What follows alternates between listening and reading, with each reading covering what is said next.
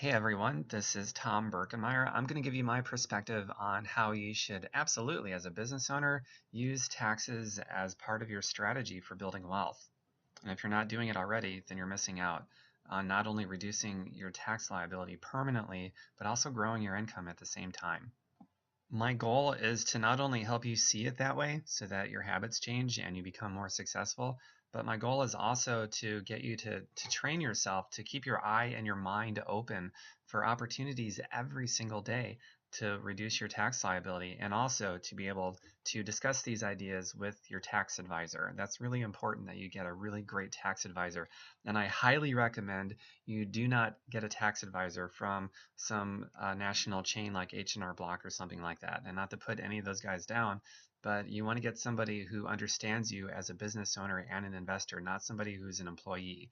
So your best bet is to start networking with people that have lots of money, other business owners, and start asking them who their tax advisors are, who their tax attorneys are, who their tax preparer is.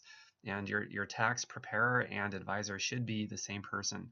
And likely this is going to be somebody that has their own private firm, not some big national chain, and they're going to be business owners themselves and not employees. And that's, start looking around for a really good one because this is so hugely important, and you want the right man or woman helping you with your taxes and setting it up as very much part of your wealth creating strategy. So here we go. Every dollar invested in your business and in yourself that earns you a dollar can be deducted with just a few exceptions. So that one general rule right there should be like opening up doorways inside your mind right now. Every dollar that you invest that earns you a dollar can be deducted with just a couple of exceptions. So I'm going to start going into those. By the way, I learned a ton from a man named Tom Wheelwright. Hopefully I'm spelling his name correctly there. But he's got a book called Tax-Free Wealth. He is a rich dad advisor to Robert Kiyosaki. I've learned so much from that book, and probably just as importantly is I've been able to take what I've learned and talk about it with my tax advisor and preparer and tax attorney. It makes for much more productive conversations. I'm explaining things correctly, like my goal and what my role is as a business owner and investor.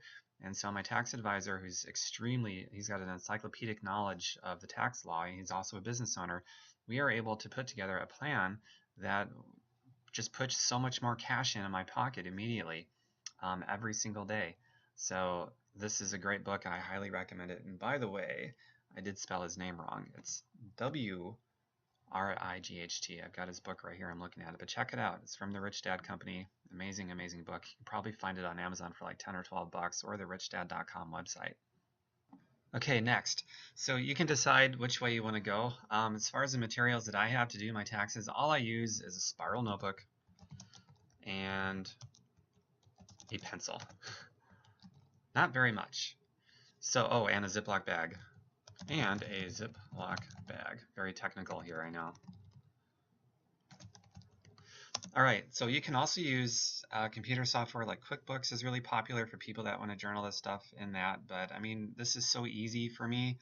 I don't really see the need to do that. And by the way, if you do decide to buy something like QuickBooks, or if you just buy a spiral notebook for less than $1, whatever it is, it's a 100% deduction from your taxes because it's a business expense that you're using to help you make some money. So deduct that, whatever that you're going to use. All right, so I've got my spiral notebook and my pencil, and you might have whatever it is that you're going to be using. Here's some of the expense accounts. This makes a pretty big deal about how you write this stuff off because the IRS likes to see things broken up. They don't just want to see like a dollar amount in one category called business expenses. They want to see it broken down more than that. So there's lots of different expenses, but here's the common ones. I'm not going to go through all the different ones that I know of and not all the ones that I use because my situation is different than yours. I don't know what's going on with you. You're going to want to talk to your tax advisor on the different expense accounts and how to divvy all that stuff up. But some common ones, some common expense accounts. By the way, stick around to the end of the video. I'm going to go over some strategies with you specifically for our business that most coaches never, ever, ever think of doing, and it's kind of a big deal. So stick around for that. But first, some common expense accounts are going to be things like let's see here. Advertising. Advertising, I don't know, take out a newspaper ad, a billboard, maybe online you're running some ads, you're paying for stuff, you're doing a Facebook advertising campaign, anything like that. That's pretty self-explanatory, I think. And if you have any questions about any gray areas, take that up with your tax advisor. Business insurance. Let's see here. Maybe you bought a business entity, so now, whoops, so now you have your own LLC that you're working under. All those things are 100% tax deductions. And by the way, these you could probably just create a category for and call it legal fees. That's how I've got it. Just thought about that just now.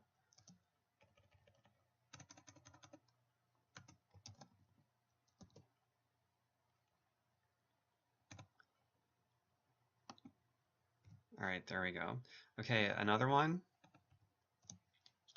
Another common one is going to be, I don't know, office space. And talk with your tax advisor on how to expense this. But what I mean by this, and here's one that a lot of people miss, so pay attention. You know, you got your office, your desk, your spot that has your computer where you focus on business stuff, and you can measure that, and your tax advisor is going to have you figure out the square footage, and they'll figure out what your deduction can be from that, like a portion of your house you can write off. But let's say you're showing your fans on Facebook or whatever how to prepare healthy meals, and you're giving tips and tricks and this and that out of your house, either with pictures or videos or whatever, and you're doing that in another room, like, I don't know, the kitchen. Well, talk to your tax advisor about that. There's a portion of that you can write off. Let's say you've got a living room or a family room or a den or something, and you have regular opportunity meetings, or you're doing a fit club in your house in your basement, your whole basement. It takes up the whole basement. Who knows what else is going on? Well, those are other rooms that you could deduct off your taxes. So talk to your tax advisor about that. It's not just one little office space where your computer is and that's where you do your work and this and that, but if you can do other stuff and write off even more of your house. It's a pretty cool deal. So talk to your tax advisor about that. Another common one is going to be supplies. So you got your supplies account. It's kind of self-explanatory. Might be some gray area between supplies and equipment, which is going to be the next one. Equipment. Okay, so here's the main difference. Supplies are going to be things like pens, paper, notebooks, you know, mostly stationary kind of stuff. And equipment is going to be something, generally equipment is $500 or more, and it's considered equipment, and that's depreciated over the course of 5 years. So if you spend $500 on, say, a laptop, then you're going to your tax advisor is going to do this for you. But just so you know, so you can do your planning, that just basically means that over the course of 5 years, your laptop is going to be depreciated from $500, the purchase price, down to zero. So that would be $100 per year would be deducted from your taxes for 5 years, bringing it down to absolutely nothing. So just keep that in mind. If you buy a laptop that's less than that, well, that would actually still be equipment and not supplies. Let's say you get a $400 laptop or a $400 computer, something that's clearly equipment more than it is supplies. You would still have it put in your equipment expense column, but it's going to be a different kind of equipment. It's going to be a 1-year depreciable piece of equipment. So for that reason, I actually have 2 expense accounts for equipment, and that is going to be simply, let me show you here. Whoops, let me scroll this down so you can see what I'm doing.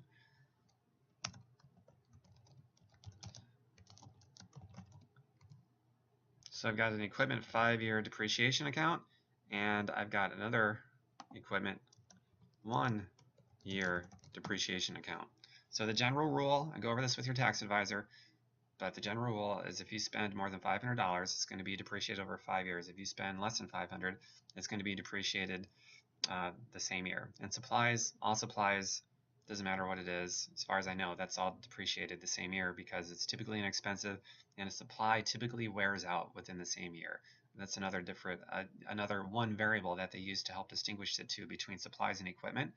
And if it's a 5-year or 1-year depreciating variable, if it's expected to, you know, wear out to the point of being worth nothing in 5 years or more, then it's used to help us determine that it might be equipment that's depreciated in the 5-year expense column.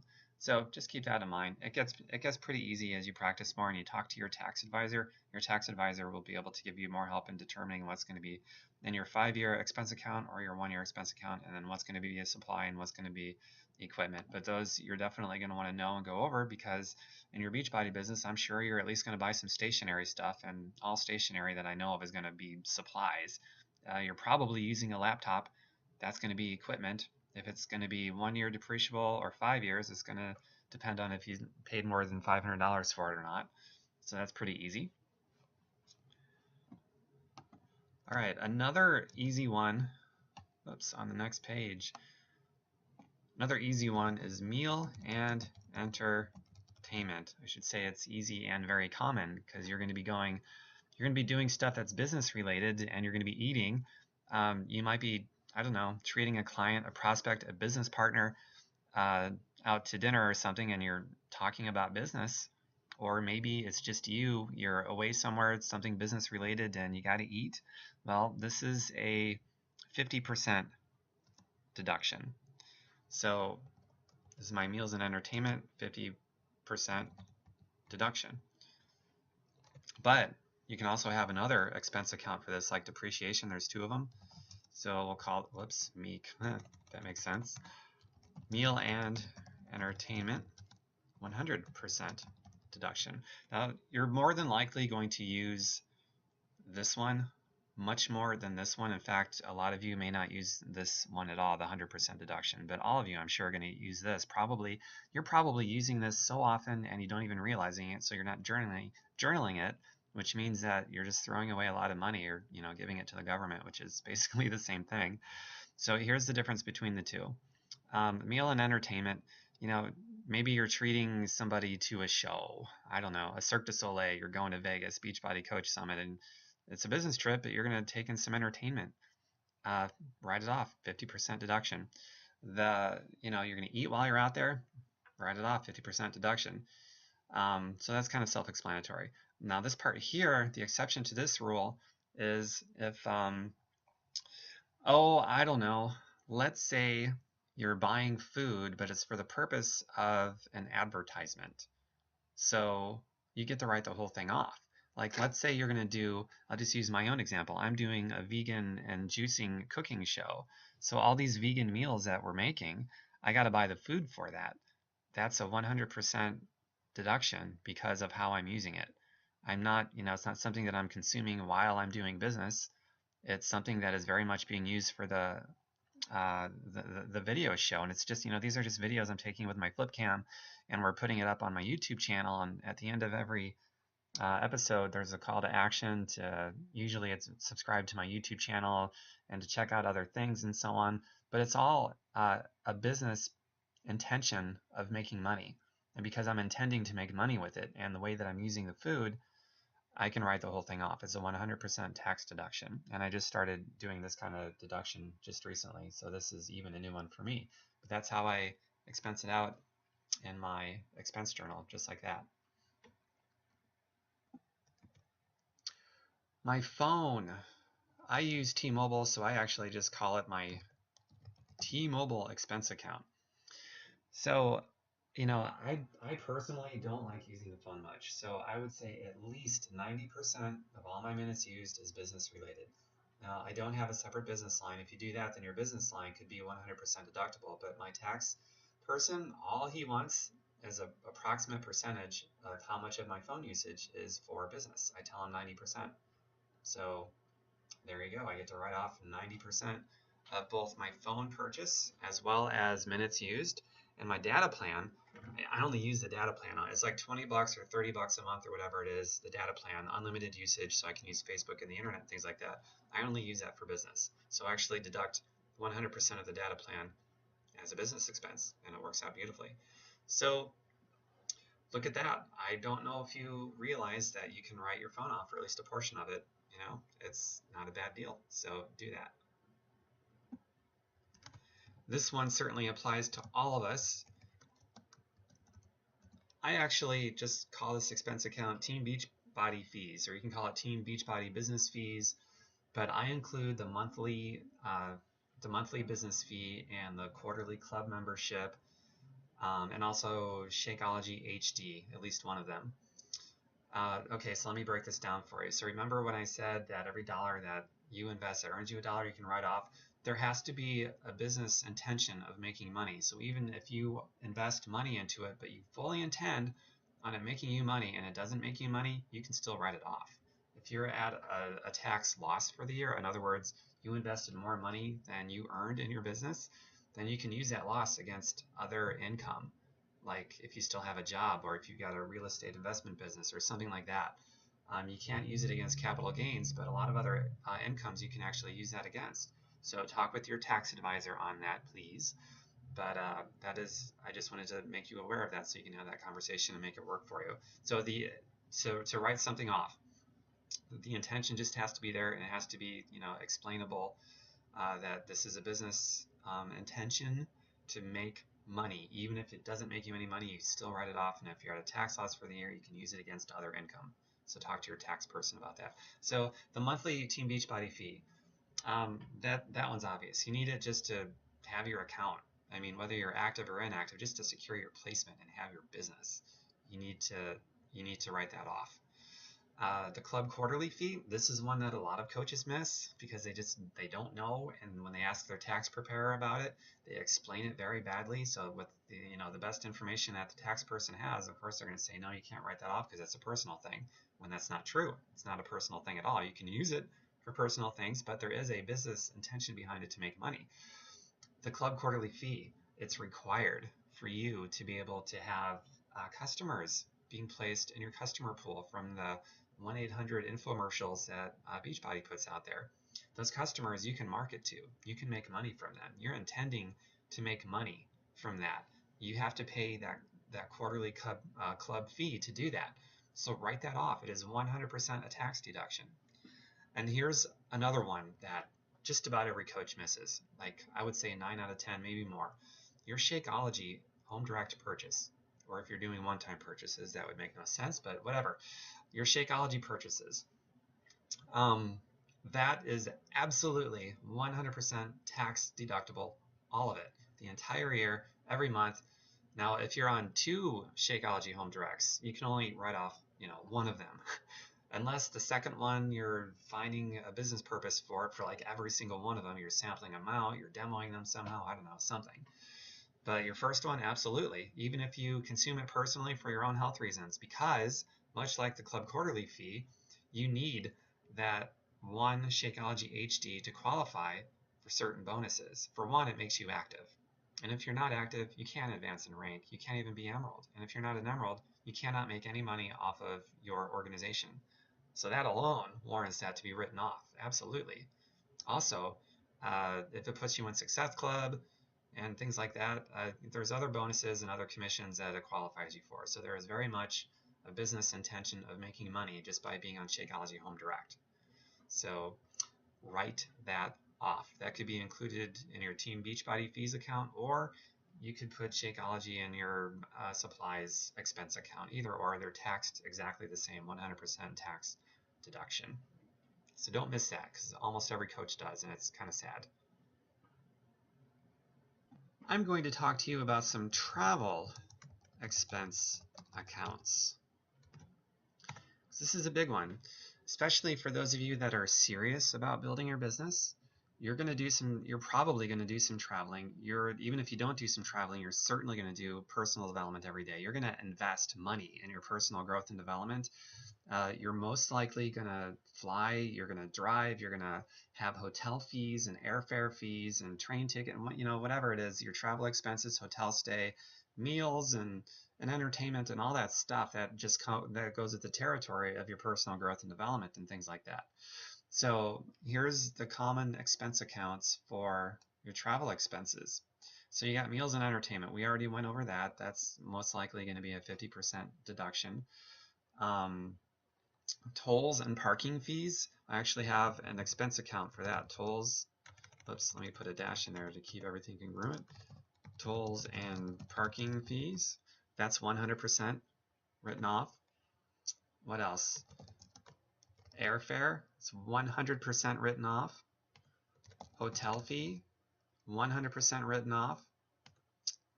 Let's see, the ticket to the seminar, the whatever it is. Let's see here. I actually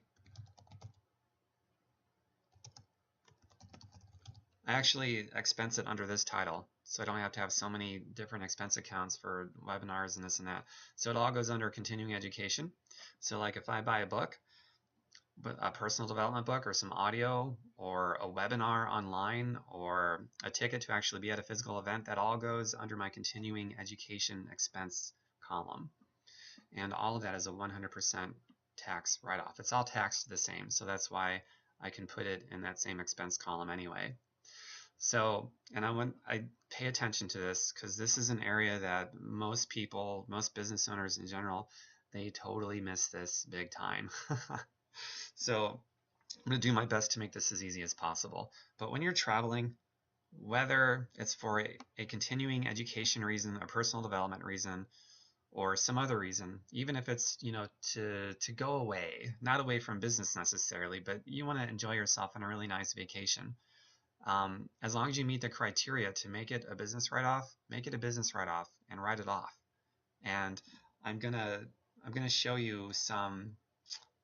Actually, what I'm going to do, I have this other page up here in the background on a second computer. I'm going to read to you a column from Tom Wheelwright, a guy that I look up to greatly, and what I learned from him, I talk to my tax advisor about what I learned, so that, you know, and it all makes sense, and we do some great things, and I'm able to put a lot more money in my pocket and invest more in my business because of it.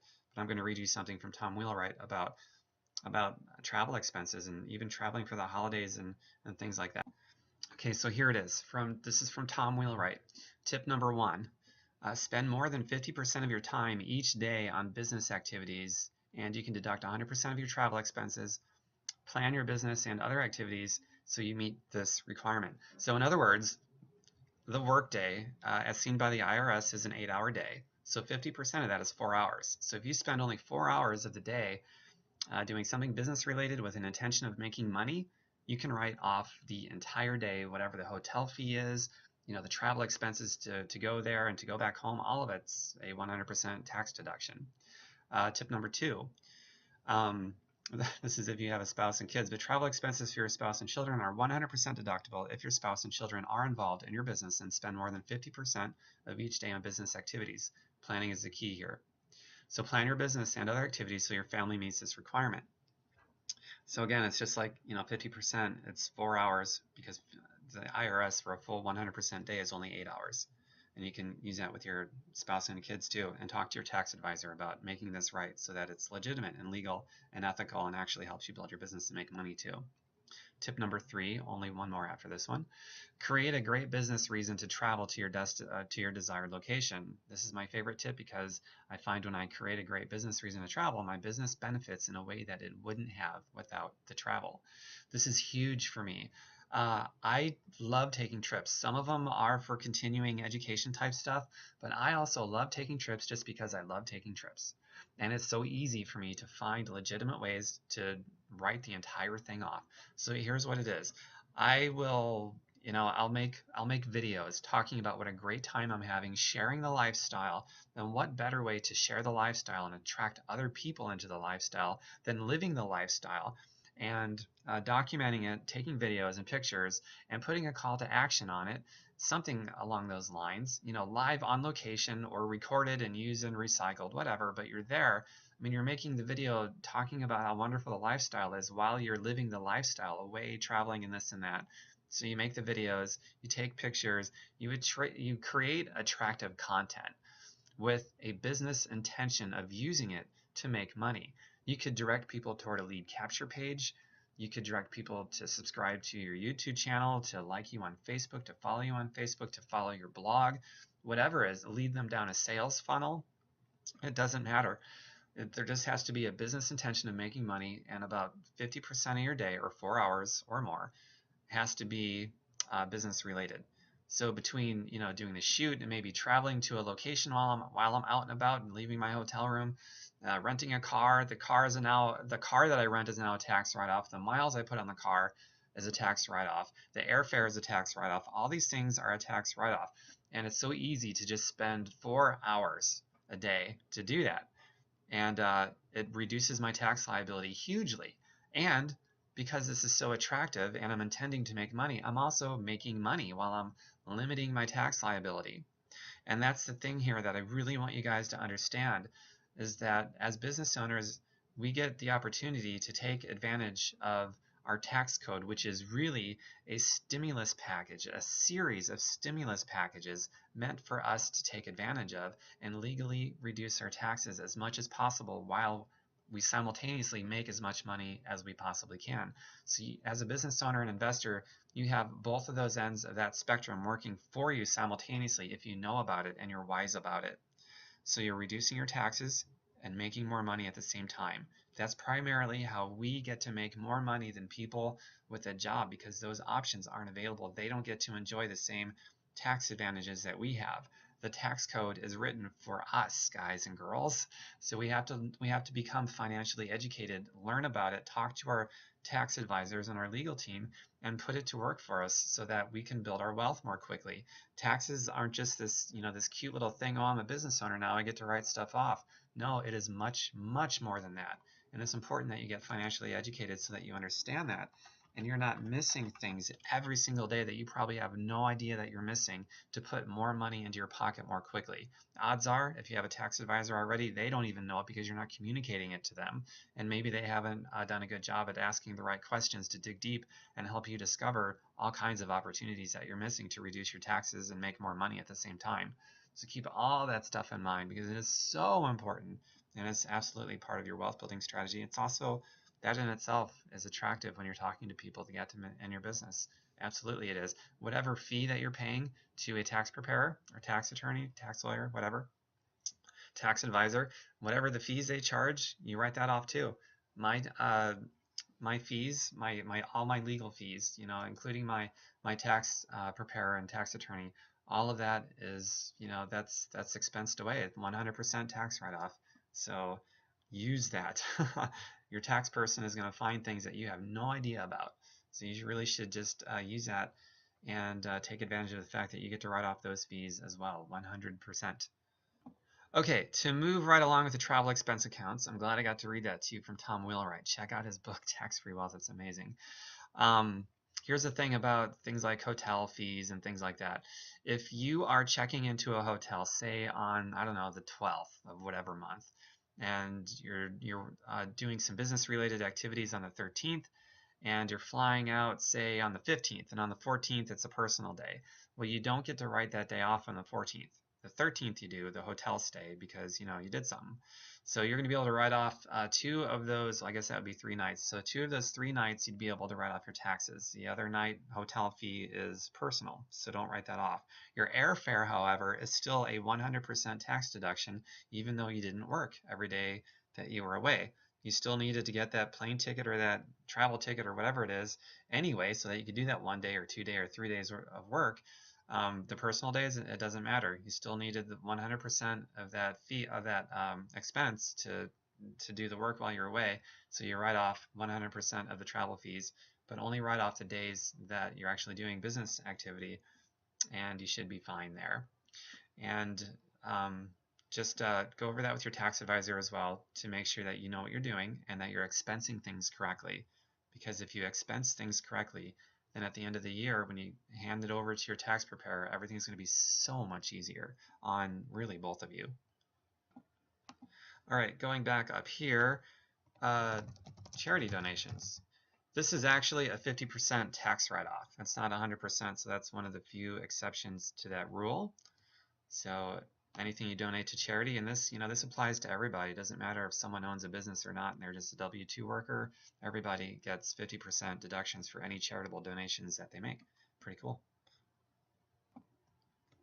Here's another one you might be doing if you're mailing out samples.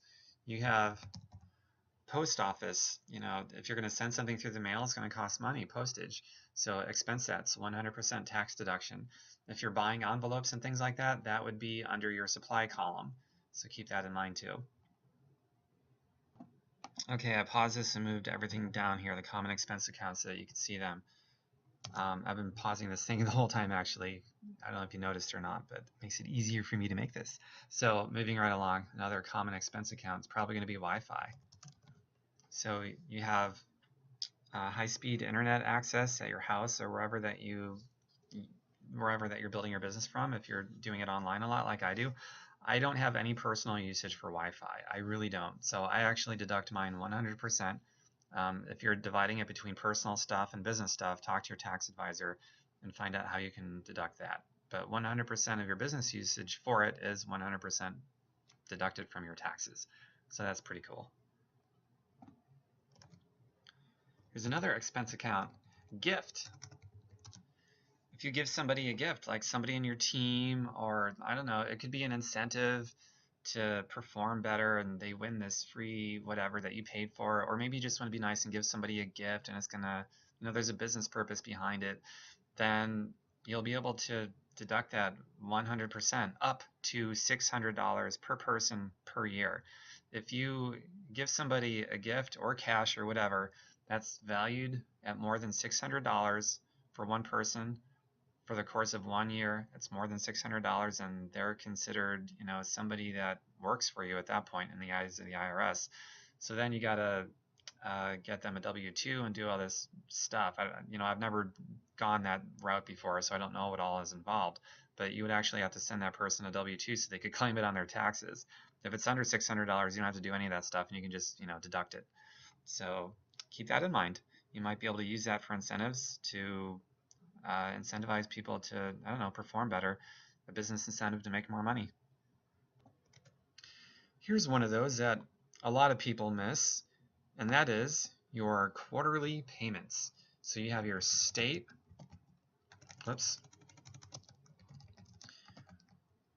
quarterly prepayments, and you have federal quarterly prepayments.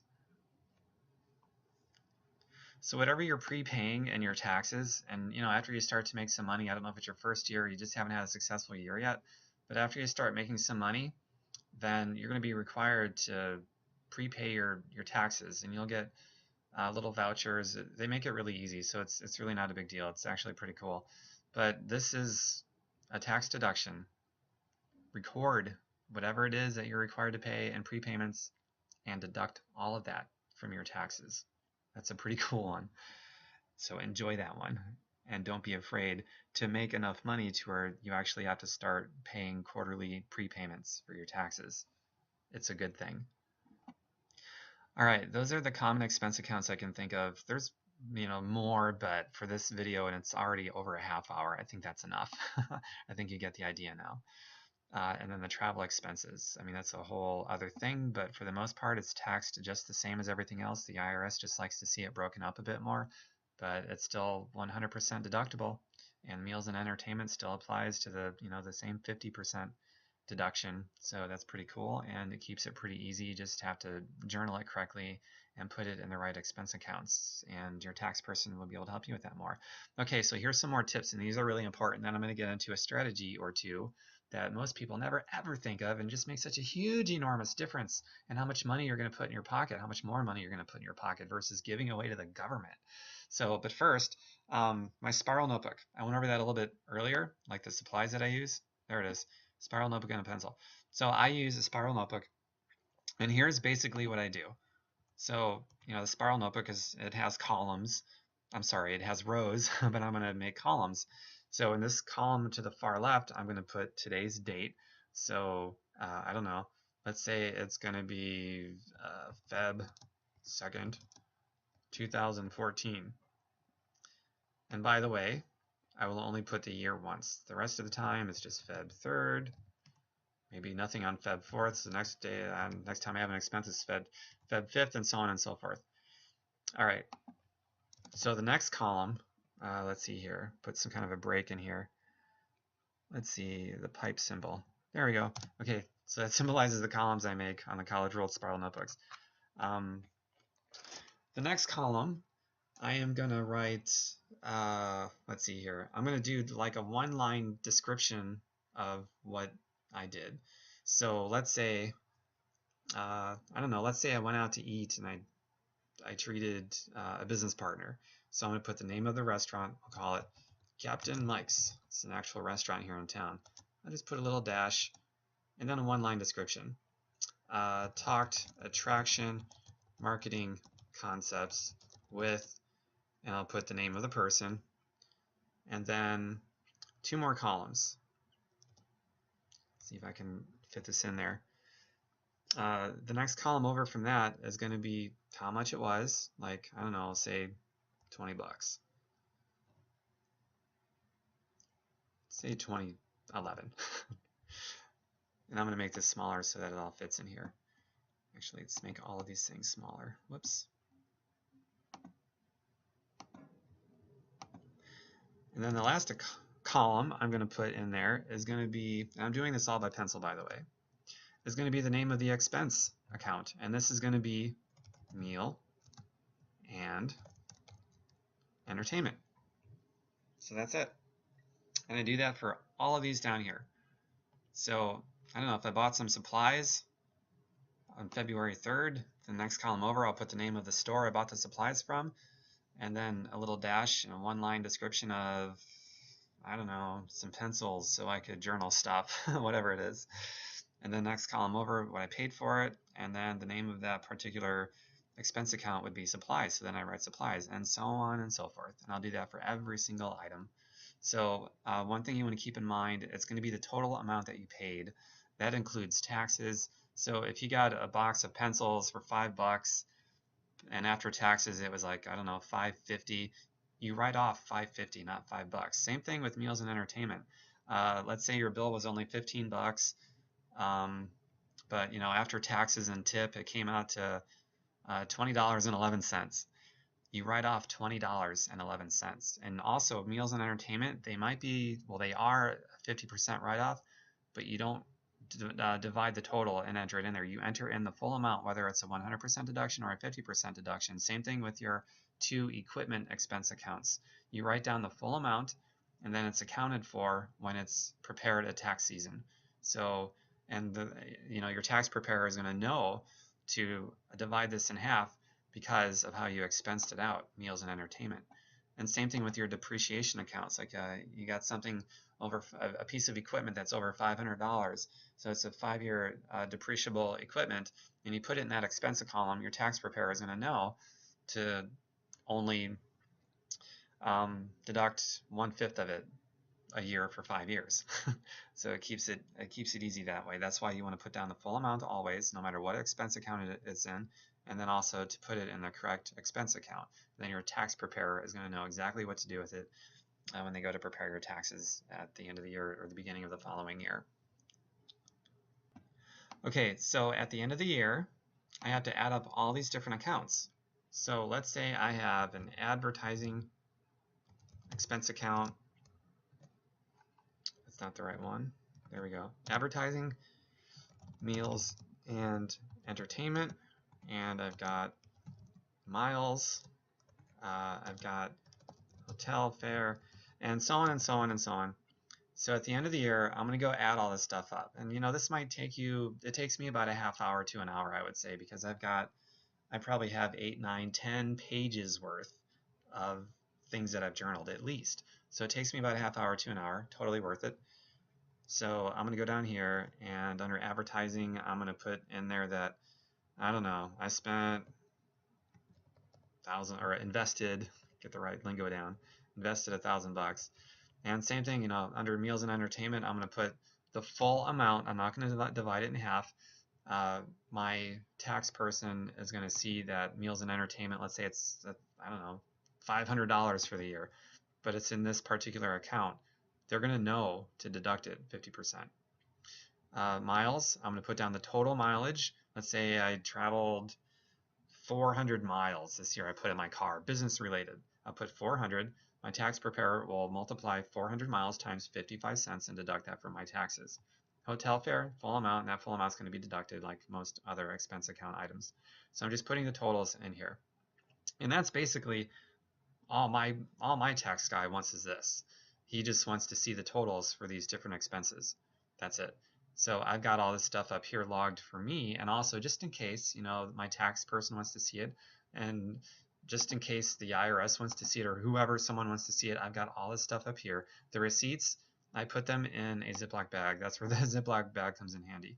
So if you're one of those people that, and this is common too, and this is so sad, but if you just throw all your receipts into a Ziploc bag and you're not journaling stuff, at the end of the year, you got to go through all those wads of little papers and try to figure it all out, expense it all out, add it all up, and do all this other stuff.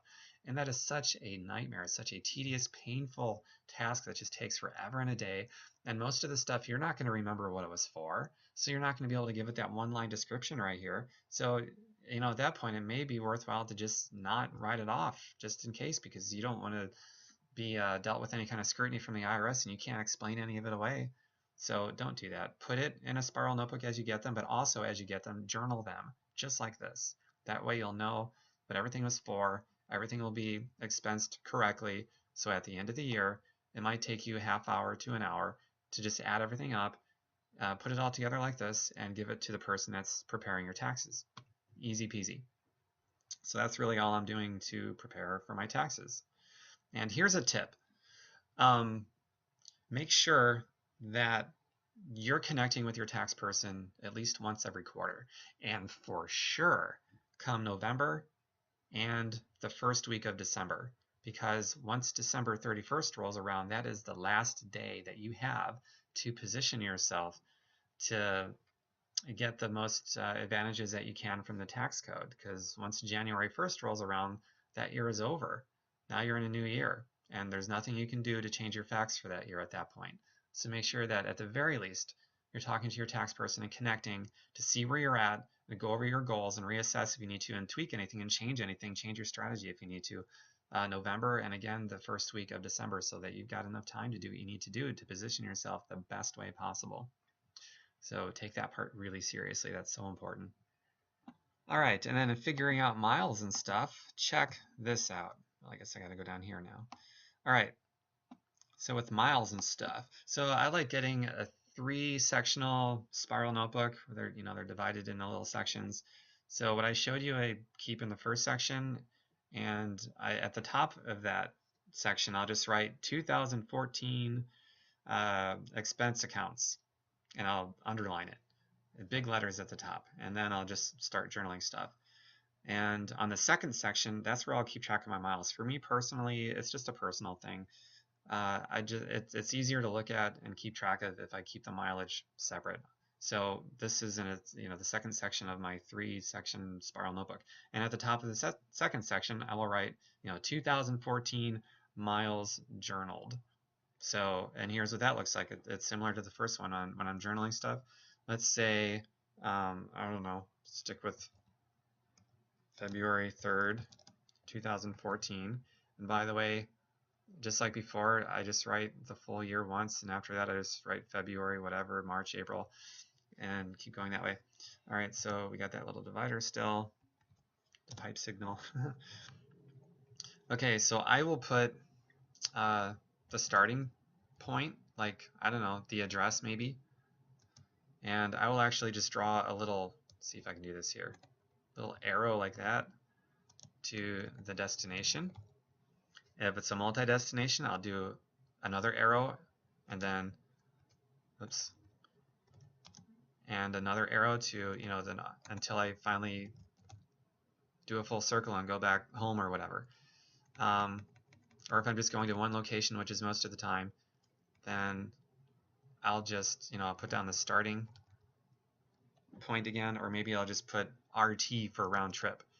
And then right after that, or maybe the line below it, however you want to do it. I usually like triple space this particular one, but I'll put like round trip RT equals, I'll put down, I don't know, 25 miles, and that's about it. And then I'll underline the 25 miles part, so that when I go back and I add all this up at the end of the year, it's just easy to find where I got all the miles journaled. And then below that, I'll actually do this on the second line because I triple space this stuff, at least triple spaces. I just write a description like I attended I can spell, a continuing education seminar on team building. or whatever it is. Or you visited with a client, or you went to a fit club, or you did something business related with the intention on making money, or I went to wherever to film some video footage or take pictures for some attractive content I can share on social media to create an eager desire in people to want to sign up with me in my business. That's a pretty good one. And that's a pretty easy way to go out and do things that you would want to do anyway because you enjoy them, but also, you know, turn it into a legitimate business write-off that is legitimately making you money too. So start thinking creatively within the bounds of the law. The government actually wants you to legally reduce your taxes as much as possible. 99% of the tax code tells you how to reduce your taxes. It's like half of 1% that tells you what to do to increase them. All right, wow, 45 minutes. Okay, so this is all really important stuff. There's nothing in this video so far that I've said that just isn't important. It's all important. All right, I'm gonna get to some a strategy or two that's gonna that's stuff that nobody really ever thinks of or very few people do. But I'm gonna give you something that I think is also important to help you train your mind and your eye to look for opportunities to reduce your taxes and make more money. So here it is. The government, absolutely. You know, one of the most patriotic things you could ever possibly do with your life, other than serving in the military, is to legally reduce your taxes as much as possible. The government wants things done. The government wants the economy to be stimulated. The government wants, you know, in any civilized nation, mostly what the government wants is the production of affordable housing, the production and creation of jobs and industry, businesses and investing in businesses, commodities like energy, food, oil, the production of all that stuff. What else? Other things too, but you know, those are some of the main things. So either government is going to do it, or the government is going to incentivize people to do it, the private sector. That's us. So if you want something done, you subsidize it. And that's exactly what the government is doing. They are subsidizing you and I as business owners to invest in ourselves and in our businesses with the intention of making money. That's why the tax laws, all of them, are written in favor for us.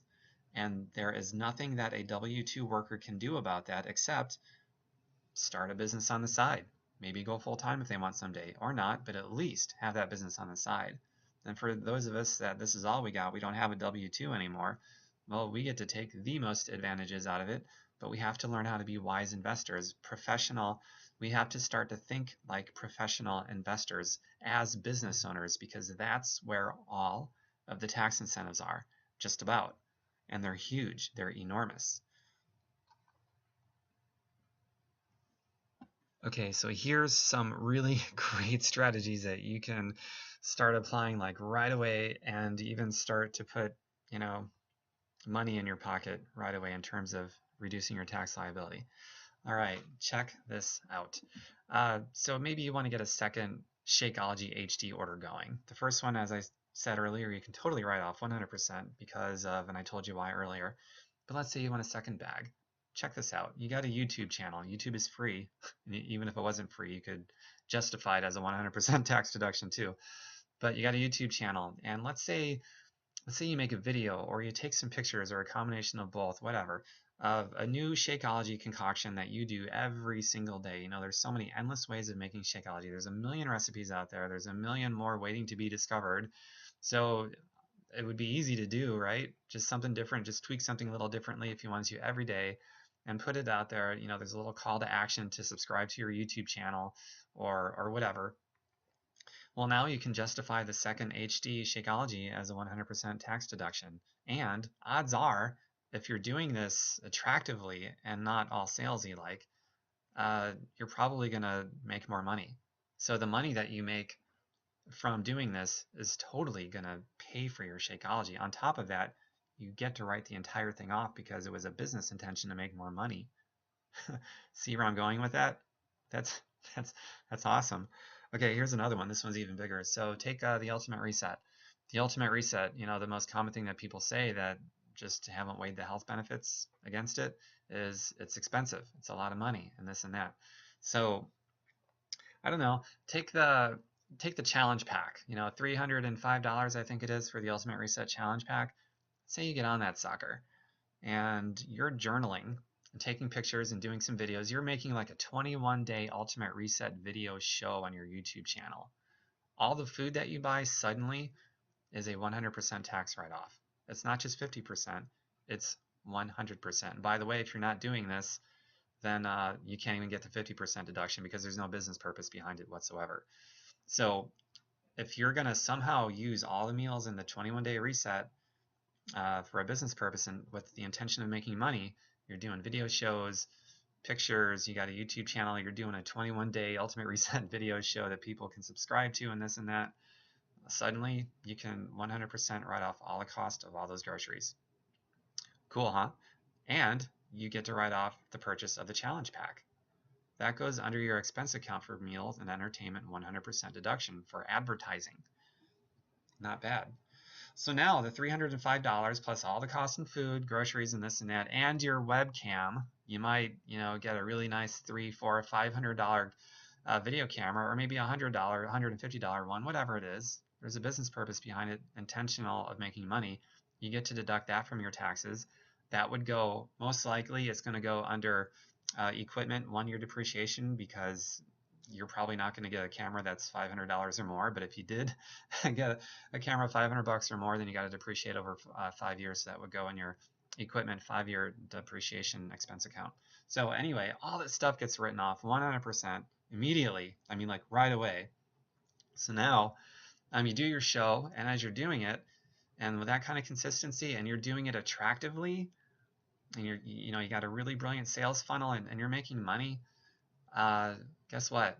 Your Ultimate Reset, the purchase of it, the food that you needed to buy, the equipment and all that stuff, the commissions you're going to get, because you get like $100 or a little over $100 per one that you sell, and then the residuals on top of that, the upfront, the right away money that you get is going to probably more than pay for all your expenses. At the same time, you 100% wrote off all your expenses.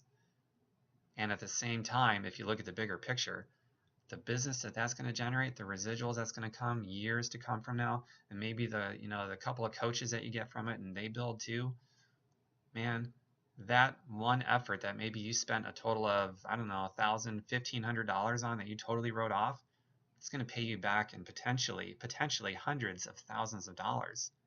I'm not kidding. So that's what I mean by thinking like a professional investor. You got to look at it that way. And you can find ways to take expenses that you don't even think about and change your facts legally so that you can legally write those things off. And because you're doing a good job of being attractive and this and that, you're making money, more money than needed to pay for all those things, as well as all of your other expenses in your entire life. I mean, this is a beautiful thing, and this is what we want to do. Professional investors make a very good living. They pay the least amount in taxes, and they have excellent cash flow and excellent security in their lives. So think like a professional investor and get really creative with how you're doing stuff, and start using your mind and your eye to consciously look for things that you've been missing all this time, and not just missing in terms of reducing your taxes, but also improving your wealth and making more money. They both go hand in hand. Okay, I'm going to share one more strategy with you that has enormously helped me build my business and create wealth and security and all these things. A passive income. By the way, passive income is freedom. Without passive income, there is no freedom. The goal is your passive income to grow it so that it exceeds all of your expenses, both living in luxury and you're free. Before that, you're not really free. So here's a major thing that I use to get that. And then that's probably going to be the last one, and then I'm going to go over just one more thing with you after that is just crucial to your tax planning and using taxes as part of your wealth building strategy. So here's this last thing, my travel. And think about how this relates to you and whatever it is that you desire and whatever you're passionate about. I absolutely love traveling. I love experiencing different cultures, and even within the United States, I love it. We have a lot of cultures here, and we have a lot of beautiful scenery. I love nature. I love it so much. I love the Pacific Southwest. I love the Caribbean. Most of my travels is to the Pacific Southwest because I'm mesmerized by the natural beauty out there. I absolutely love it. So here's what I do. Most of my trips, and I take a lot of them, I go to various places in the Pacific Southwest. I've got coaches out there. I've targeted places out in those areas just to be able to build relationships, and I have business reasons for going out there in addition to personal ones. So I will go out there. I will spend time with business partners. I will spend time with prospects talking about the business. Um, I will, a lot of times what I will do is I will go, I don't know, hike a mountain or go somewhere really cool, mystic in the desert, and I'll start making all these videos, taking all these pictures, basically sharing the lifestyle. I touched on this earlier in this video. And if I'm spending at least 4 hours on something that's business related with an intention of making money, that's a criteria to be able to write that trip off. So I do. And these things I love so much. I love doing them. So I'm lining up my passions with my business, with these tax deductions, with making more money. I totally am. And you can too. Just start thinking about what they are and talk about it with your tax advisor about how you can line up your passions for legitimate tax write-offs to make you more money and grow a business. So with my travels, I'm doing these pictures, video vlogs, and whatever else I can think of to do to be creative and creating attraction content. And then I put it all out there. Got my YouTube channel. I put it on Facebook, and I've got some lead capture pages. I've got a blog. I like to post that stuff in all those different places and just be creative and have fun with how I intertwine it all. And I do it as attractively as I can, non-pitchy like. But my goal with all of that is to make money. And I do that by, creating all that content to create an eager desire within people to want to know more about me and what I'm doing, to ask me about my business and what I'm doing, and ultimately to find the right people to enroll with me in this business. That makes me money. So I can write all this stuff off. And by the way, the criteria actually isn't even to make money. It's the intention of making money to write it off. Let me give you an example. I once, stupidly so, I purchased a ticket, a couple plane tickets. It was something ridiculous, like $1,600 was the total for these couple of tickets. It was out of country, and it was for a business purpose. It was actually one of the Success Club trips. So anyway, I got the wrong dates, and I didn't realize it until after those flights had already taken off, and I was like, oh crap, what am I going to do now? So I thought to myself, I wonder if I can write these off anyway, because I remember that word intent. So I called my tax person. He said, hey, mistake or not, as long as I intended to make money, even if it didn't make me any money because it was a mistake, journal it, write it off 100%. So that's what I did. And then I bought, the tickets all over again, another $1,500, $1,600 or whatever it was. I wrote those off too, all of it.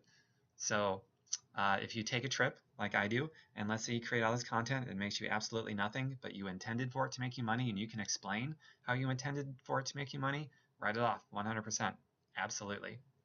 But if you do it and you get wise and smart and you learn from your mistakes and you start making some money, then you're going to make all that money back, and you call it a self-funded proposal. So basically, it's a form of advertising. You live in the lifestyle, spending all that money on it and sharing it attractively, and whatever money that sharing of that lifestyle generates for you, that pays off the trip and all those other expenses.